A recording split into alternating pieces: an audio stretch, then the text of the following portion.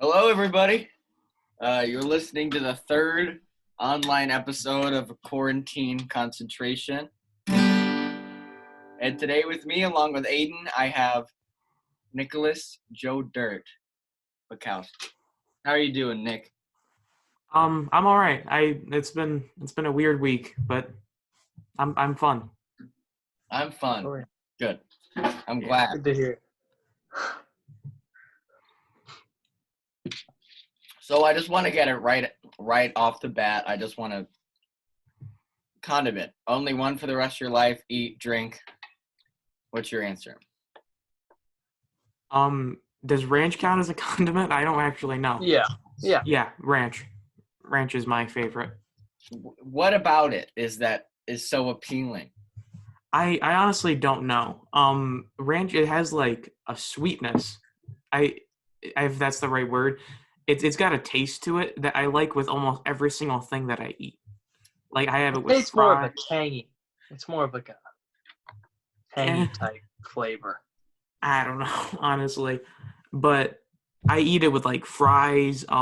If I have ranch, I'm gonna use it for whatever I have. Wow. I like ranch. Ranch man through and through.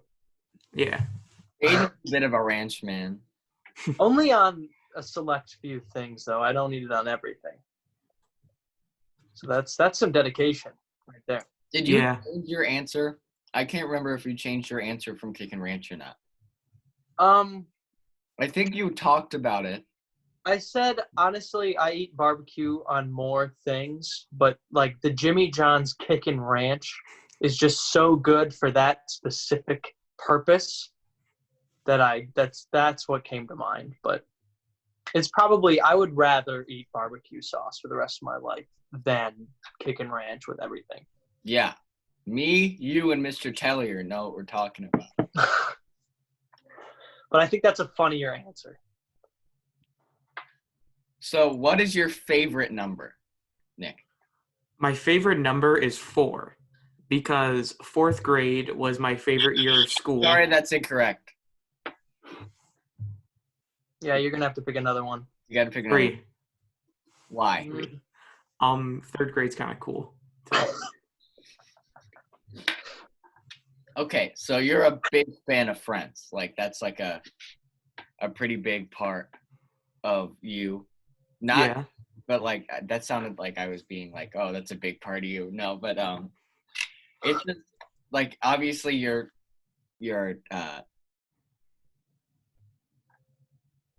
interest in the show is a big part of who you are. Mm-hmm. So I think I can come to you as the like the connoisseur of Friends. Mm-hmm. So which Friends characters would you say Aiden and I are? I feel like that you both would be the same character, and it would be Chandler. In my opinion, Kian kind of leans towards the Joey side too, a little bit, but you both have very strong Chandler vibes, in my opinion. I'm not actually I don't know much about the show. I would agree. I've seen enough of it, I think, to be able to say. I'd agree with that statement. You're also a big fan of like 80s, like 90s kind of. Yeah. Like I'm looking in the back of your screen there. I see a Ferris Bueller sign. Yeah. Oh, that's my poster. Is that your favorite movie? Probably not of all time. I think my favorite movie would be Raiders of the Lost Ark, just because I have such a strong childhood attachment to it. Such a good movie. Yeah, but Ferris Bueller's Day Off is definitely up there, probably in the top 5. I love that movie. It's a great movie. Very that poster is my favorite poster of all time too. Very iconic. There's Cameron in that movie. I think fits my personality. Yeah, I'd agree. Yeah, he's funny. Who is your favorite musical artist? Or like band or anything like that? I like the Beatles. If I was with a basic answer, I'd say the Beatles. Okay. But probably Hall & Oates. That's probably my favorite out of all of them. Is there like Amazing. if you had to choose Hall or Oates? Ow, that's a hard choice, really. Well, you have 10 words to explain. So um, counts. So that's one. small and dark hair, tall and blonde. How many words is that? Tall and blonde. That's 7. 5, 6, 7, 8. Because 8. Okay. Private Eyes. There we go. That's what I'm gonna do. So what is that your favorite song of theirs? I think my favorite song would be Say It Isn't So. It has it's a very good song because it puts you in the idea that you're like driving through Miami. It's like, late at night, 2 a.m. Streets are dark. Everything's just, the vibe that the song puts off is just that kind of I was thinking of something. Miami Vice, kind of that kind of vibe. Yeah. Yeah. Very good. Very good stuff by them. Okay. So I have a couple of the moral dilemma things. I picked out a few today because I found some really good ones I wanted to share. So the first one, all it says is, do you A, burn out, or B, fade away? I feel like that it would be burnout for me just because it would give me like I'd know that I at least had a chance per se. I don't know how I would exactly explain that, but like just fading away, that just seems so lame. But burning out, you die in a fire. That's that sort of thing. If you get what I'm saying. No, I'd agree because that's more fading away is like you're slowly forgotten. And I feel like that's such a sad thing. So at least if you go out with a bang, you could be remembered for that. Yeah. That's what I was thinking. Plus, fading away just seems boring. Like, I feel like that wouldn't do any service to anything. Yeah. You are told by epidemiologists, I think I said that right, that you may be an asymptomatic carrier of the zombie virus, producing antibodies that could be used to counteract the virus. However, to be certain, they plan to introduce a known sample into your body and study its effects. Do you A, agree, uncertain if you will turn, or B, refuse, knowingly giving up a chance to improve the odds of survival for the rest of the human race? I'd have to go with A just because it's like my life, especially my life, is not worth giving away for the entirety of humanity, pretty much. Maybe not that scale, but I disagree. I think you should be the number one protected. I agree with Aiden. Like, I'd lay my life on the line. Like with the Taurus and the Bears. I also would agree, let them put it into my body because, like, okay, I mean, there's a good chance that I do have it, and I will probably be given enough time to make peace. Like before, they're not just gonna be like, oh, okay, syringe.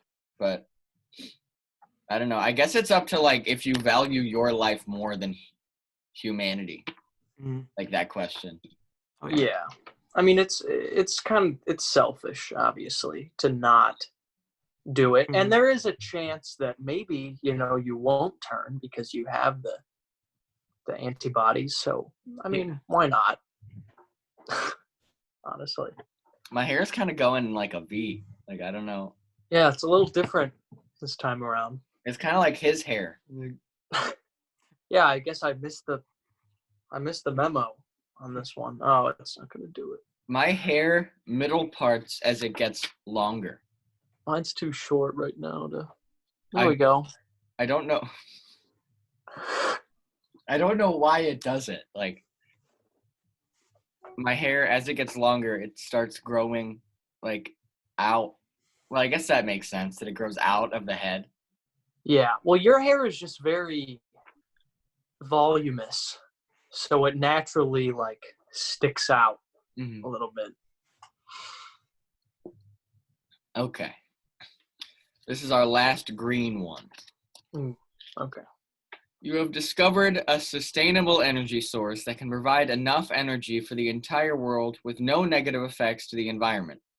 However, to make it work, you have to sit at a computer and input menial data into a spreadsheet for 12 hours a day, every day, including weekends, no vacations, for the rest of your life. Do you, A, slave away at the desk for the rest of your life, or B, ignore the opportunity to change the world forever and continue to live your life? So I know I said that humanity matters more than me, but I could not do that.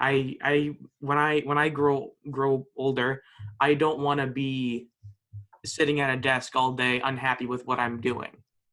That's the way I look at it. I always hated how people see that they hate their 9-to-5 jobs, so I don't want to be like that. Yeah, I would agree. That's kind of like my worst nightmare for as far as a career goes. So I don't think I could bring myself to do that, but maybe, I could pass it on to somebody else who is willing. That's what I was thinking. Yeah, I was like, I wonder if it has to be me. Because if it doesn't have to be me, I could definitely find somebody who'd want to do this. Yeah. Like, there are a lot of people in the world looking for purpose, like for their lives. Like they don't know what they're here for. And I think I could use this opportunity to give somebody a purpose and let me live mine. Like, you know what I mean? Yeah. I don't.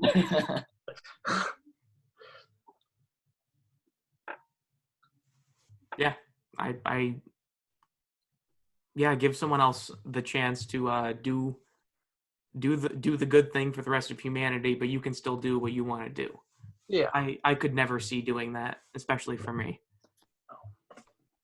Okay, we're getting into some hard-hitting questions now. Oh boy. You are riding the bus late one night. A mother is berating her child for being loud. No one is saying anything, and the berating goes on for an extended period of time. Do you A, confront the mother because you have a long time until you stop, or B, say nothing because it's not your kid? I'd say that I wouldn't say anything unless it got like just absolutely horrifying to the point where like anyone would like get up and say, okay, you can stop now. It says an extended period of time, and I'm just gonna say that's like an hour. Yelling. That's a long time. I guess I would just ask her politely to stop, but if she didn't, then I wouldn't like get up in her face and just yelling. I'd start swinging. I can't say that I wouldn't. I think you can all see me standing up and just going, "Shut up. Just shut up. Talk about this at home. I do not care. Shut up." I think it definitely for me depends on like what time. What does it say? What time of day it is? Late. Okay, then I'd probably have a higher chance of saying something. Like 9, like maybe like 10.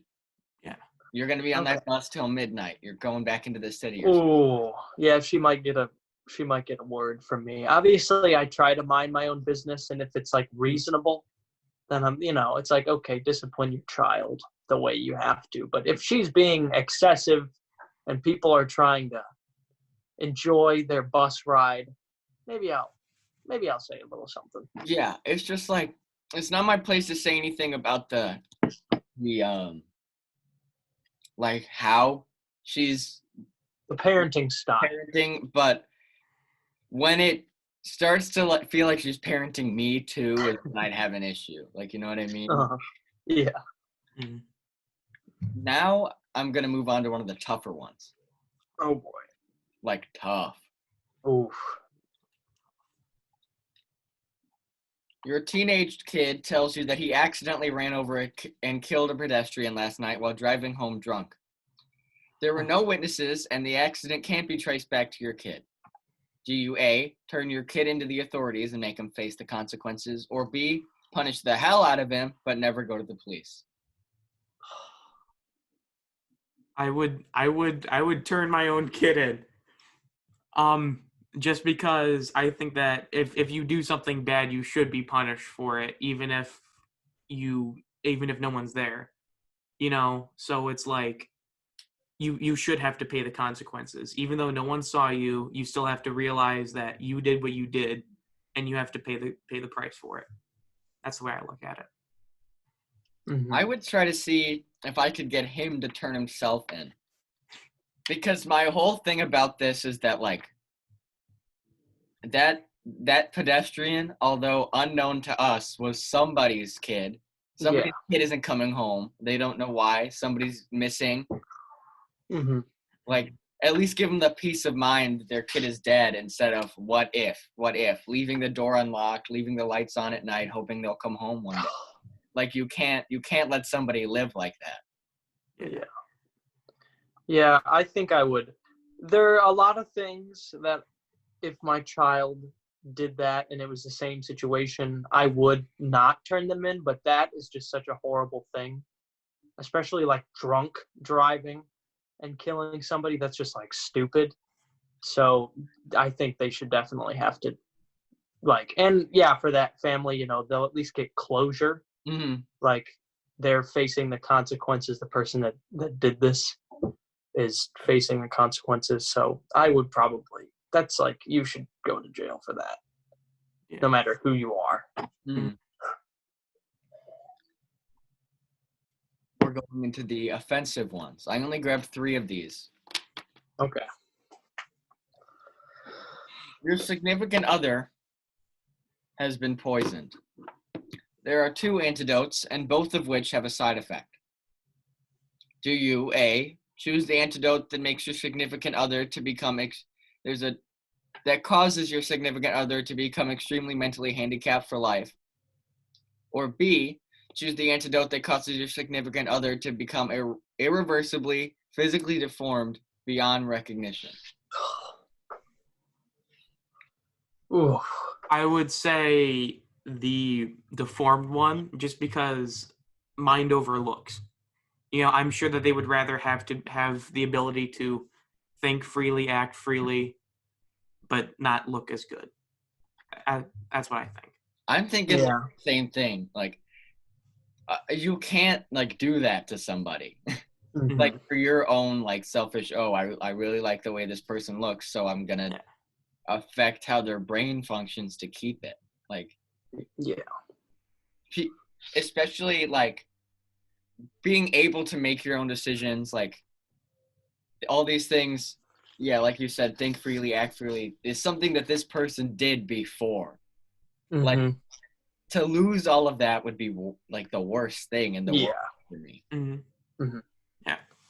I agree. I would do the same thing, because I feel like the mental capacity is just, you can do so much with that, and losing it is so, that is devastating. Like, and the physical thing is something that,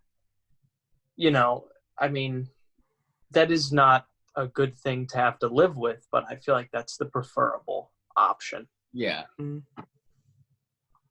Just because you're still who you were. Like, you don't have to deal with anything else other than physically. Yeah. Yeah, I agree.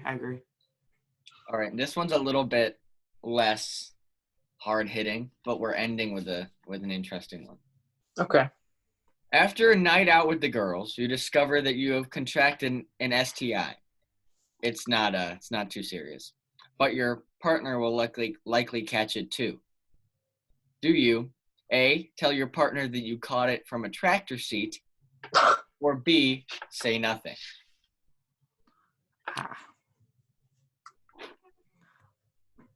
Honesty is the best.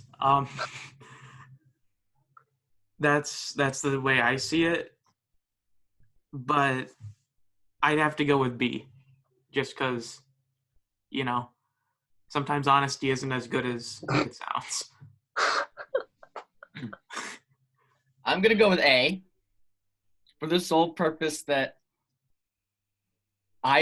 it's not up to me if I decide if my partner is okay with getting an STI. Yeah.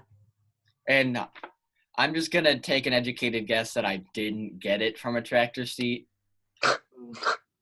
But I still think that even if in this hypothetical situation, I don't believe my partner needs to know that I cheated, they at least need to know that I got a disease. Because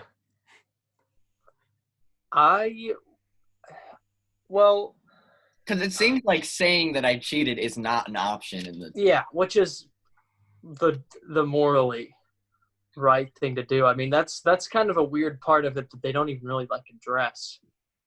They kind of just gloss over that. But I don't think I would believe someone if they told me they got an STI from a tractor seat. So I feel like I would probably go with B, but also get tested and get treatment for it or something, and attempt to stop them from getting it as well. I don't know. That's reasonable. I can see that. We're ending with one where I think we'll all take the darker option. Okay. You work at a summer camp. You were 18 and you were dating a 17-year-old. This is against camp rules.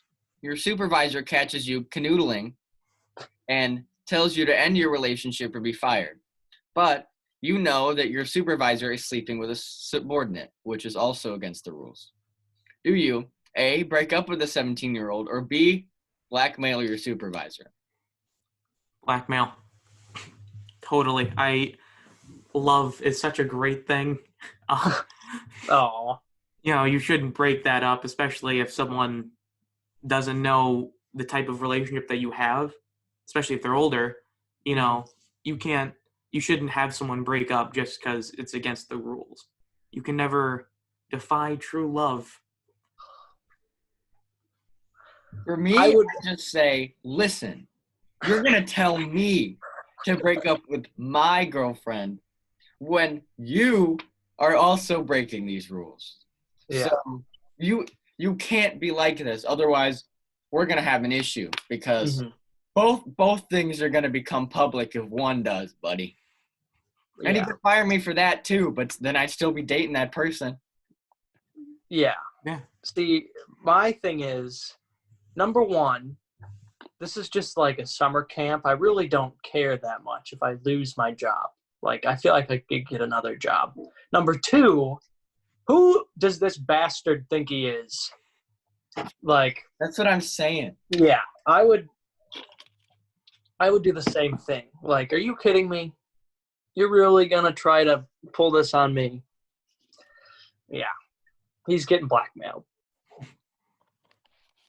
I feel like it's just annoying. There's nothing else about it. It's just really?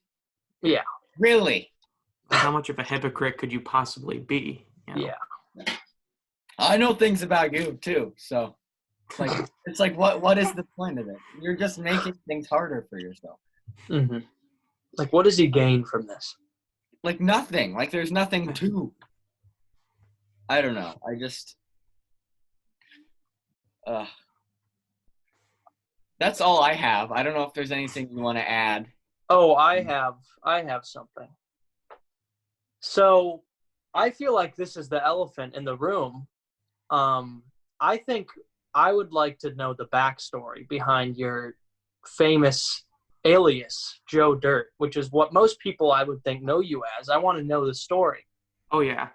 Well, when GTA 5 came out, I would always play on my older brother's account on Xbox. And because my parents didn't watch me close enough and see that I wasn't playing GTA 5. So eventually got to the point where my brother started complaining. And then my dad just said, okay, I'll buy you Xbox Live. I'll make you your own account. And it's under his name. So he named it JoeDirt92079 because he was such a fan of the movie. Okay. And about 8 years later, I was playing with a special man who is not my lover, and that he called me Joe Dirt because he didn't really know me by my real name. Mm-hmm. And then when I joined marching band, he was also in marching band, and he was like, "Oh, it's Joe Dirt," Oh. and it just caught on. A lot more people know me as Joe Dirt than Nick, and it's really weird. Some people don't even know that my name's Nick. It's a thing. I think it's kind of interesting though that your gamer tag is what people know you by. Like that, I thought it was just something that Nathan like just started calling you. I had no clue that it was from your gamer tag. I thought that gamer tag came second, honestly. No. That's interesting. So your dad loves the movie Joe Dirt? Yeah. We used to have it on DVD before we sold all of them to buybacks when it was still open. Mm-hmm. I just think it's really funny because you couldn't look less like Joe Dirt. Yeah, I know. I'm like which is a complete 180. I mean, it just depends on who you like, really. But yeah, it's weird that like 8 or so years later, it came back as something that was very nice in my eyes. You know, I enjoy it. It's a big part of your identity. Mm-hmm. Yeah. Is that a French shirt? Yeah, I am. I'm wearing a Central Perk shirt. I thought I saw. It's a good show. I've only watched like 2 episodes. It's not really something I was able to get into. Yeah, the reason why I watch Friends is because not that I think that's like funny all the time. I'm the biggest fanboy of Friends, but just the core subject of the show is finding your place in the world when for the first time no one can find it for you. And you don't have parents, you're just on your own. And sometimes all you need is friends, and the way that they grow up from season 1 to season 10, the way that how they mature and realize that you can't be immature all throughout life. It's a really they all tie it together, and the way that the cast works together on and off screen, they're all very good.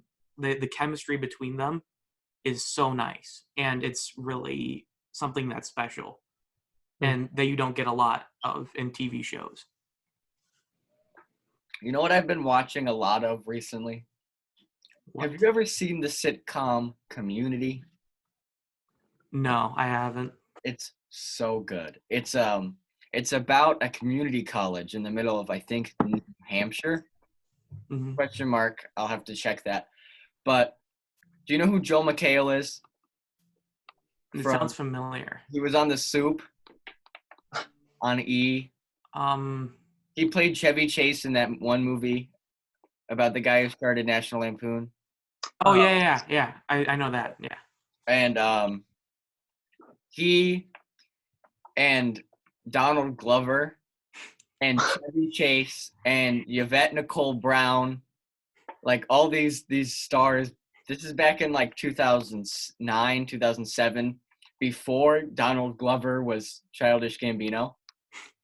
And then with Danny Pudi and a bunch of people like Allison Brie, they're like the main cast with Ken Jeong as well. And it's all about people whose lives have failed, like terribly. And so they're stuck in a community college. And it's just really funny because the one character, he's Muslim and he has Asperger's.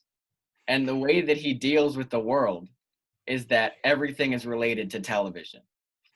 So he's like, oh, you can't be doing a special episode on me. That's so stupid. Or he'll like quote something that was on the TV like a couple of days ago. Like they do a bunch of like really cinematic episodes, like because it was written by Dan Harmon and the Russo brothers. Oh, really? So it's really like cinematically like well written. Jim Rash is on the show. I just think I think it's a really good show to like check out. It did not do too well on the air because it aired at the same time as Big Bang Theory. Oh, Big Bang's all right. It's not something that I like to watch every single day compared to other TV shows, but it's a good show. It just I can't always watch it like my parents do, you know. Mm-hmm. Yeah. Well, I haven't seen Community yet. I really want to check it out, but I want to say I think your statement on why you enjoy Friends was a very good analysis of it, and that's probably one of the best. Because I'm not the biggest fan of Friends, but I can appreciate it for what it is. You know, it's not like claiming to be like the most, you know, intelligent, like story-driven show. It's more of just a nice, fun show to watch, you know, and it gives you a sense of like of happiness, and you know, you feel like you're just like right there with these people, you know, experiencing this with them, and you feel like one of the gang, you know, like one of those types of things. But I think you really gave a good reason as to why you enjoy it. So I think that's very, very nice. Yeah, especially the acting of the characters too. They're all really good. Matthew Perry especially, but you know, like method acting, he absolutely nailed the part as Chandler. A lot of the jokes that he makes in the show were written by him. They let him write a lot of his jokes, yeah, because he was really funny in real life, you know. And the way that they all had their own problems, even off screen, like Matt LeBlanc, he had almost no money. David Schwimmer is going through divorces, especially in the show too. But in real life, Matthew Perry suffered from drug addiction throughout the entire show. Really? Yeah. It until like season 9. Do you know which drug? I think it was just a combination of all of them. He went to rehab in between season 7 and season 8. Wow. Because it was just that it got to that bad. He would you can even see in some of the episodes he was just high while he was filming the show. Like in season 3, episode 2. Like I said, I'm not that good on it, but I know a lot of the episodes. He was just high during the filmmaking, and it was a really funny episode. But it's like just the way everything works. That's the glory of the show. Mm-hmm. I think I might have to try to watch a little bit more of this show now, because I've never thought of it anything other than that show that everyone like knows about. Like yeah. I was never a big fan of laugh track comedy either. You can just tell that some of the things that they say just doesn't work well with the laugh track. Like just sometimes a character will say something and that would be funny in itself, in my opinion. Like people would laugh at that, but then they wait until after the next part of the joke to finish it off, which is where the laugh track comes in. And that just always bugged me, but you know. There's on YouTube, somebody took all the episodes of Friends and removed the laugh track. Yeah, I saw that. Yeah. And some of the parts, like sometimes you can't tell like what was a joke and like yeah. But there's a lot of TV shows that have a laugh track that like when you think about the show, like you omit it. Like it's not something that like How I Met Your Mother has a laugh track. Like when I think of that show, I almost repress that from my mind. Like it's like it's not something that you usually associate with good, like something that's a good television show in your mind. Like you know what I mean? Because it's just so like it's like that's what they had on like Jessie, like on Disney. Like there's no reason for it in like highbrow comedy like Friends. Yeah, I think it kind of brings it down a little bit. I think it would all like sitcoms would be better without it. Like Seinfeld, has that kind of laugh track. I think so. I haven't watched Seinfeld, but I haven't watched it in a while. I have watched it, but I think it does. There's a lot of shows like that where it's like a good sitcom and you do kind of ignore it because it's kind of stupid. Like it's an older like tradition that just like continues on in shows, and it's like, okay, you know, you kind of just deal with it, but I think it'd be better without it. There are like How I Met Your Mother and Community are the only TV shows that I've like laughed in. Like I've actually like full laughed. Yeah. Community doesn't Friends, have a laugh track though. That's what I like about it. yeah. Friends, it's like it's not funny all the time, but there are just some golden moments in the show that you can laugh at, you know. Yeah. There are a lot of quotes from Friends that people use, and I don't even know if sometimes I know it's from Friends. I usually know. Oh, I'm sure you do. You're Always. you're like the friend. Hmm. The I front. enjoy it. You know, sitcoms, they were such like an important part of me growing up, and video games too. I was not watched as closely as some other kids, so I was exposed to some different aspects of things. Like I remember the highlight of my younger life was being able to stay up from 9 to 9:30 on Tuesday nights to watch Two and a Half Men. That was just so much fun with my dad and my older brother. Mhm. I miss those days. And I used to have a GameCube and all those fun things. A GameCube. Yeah, I have a GameCube. I want one again. I used to play the Shrek games on the PlayStation 2. I remember my brother would play those, and he wouldn't let me play them because he would be so absolutely engrossed in it that he would shun me from the room even if I walked in. Wow. It was fun though, and we would do Modern Warfare 2. I was playing that when I was super young too. I was really good at the multiplayer. I have 114 days on it. That is Wow. my most played game of all time. Minecraft, I have like 70, and that's my number 2. But Modern Warfare 2 was just so good. I remember we would do 1v1 quickscope battles on Rust. So many fun memories of that. I think I might have a similar amount of days on Fallout New Vegas. Yeah, Fallout New Vegas is not only the best Fallout, it's one of my favorite games. I think I have like 50 on New Vegas.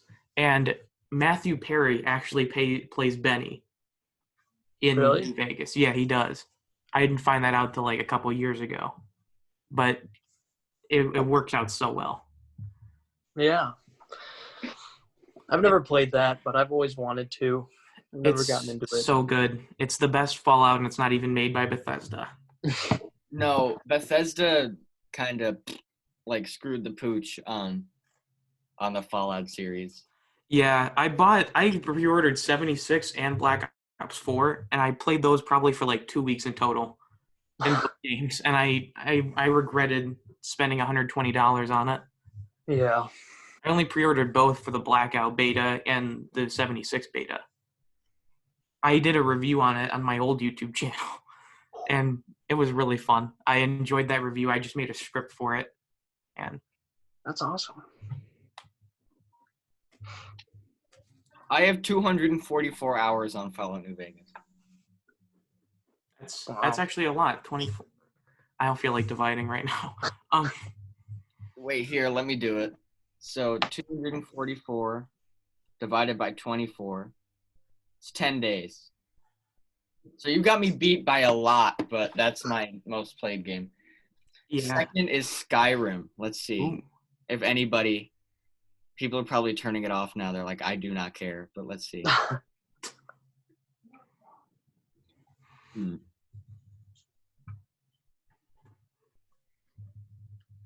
I have 318 on Skyrim, so that's a little bit more. 318 divided by 24, so that's 13 days. That's a hefty amount for a gamer, in my opinion. And then after that, I have Team Fortress 2. I have 8 days, almost 10, almost 9. So, But I have not played any of these games since 2019 because sophomore year. Let me set the stage for you. It's sophomore year. I'm in my last period class, and I'm taking a test. It's an English test. It's like really easy. It's about like comprehension. And like I finished the quiz, but before the quiz, I got a text from my mom. And I was like, why is my mom texting me? I'm going to be going home pretty soon. So, like, I do the quiz, and then I open it up, and she says, there's been a what is it, like a fuse or something? Like one of the power strips in my room had blown up. And so, like, Aiden, you know that TV in, like, the living room part of my...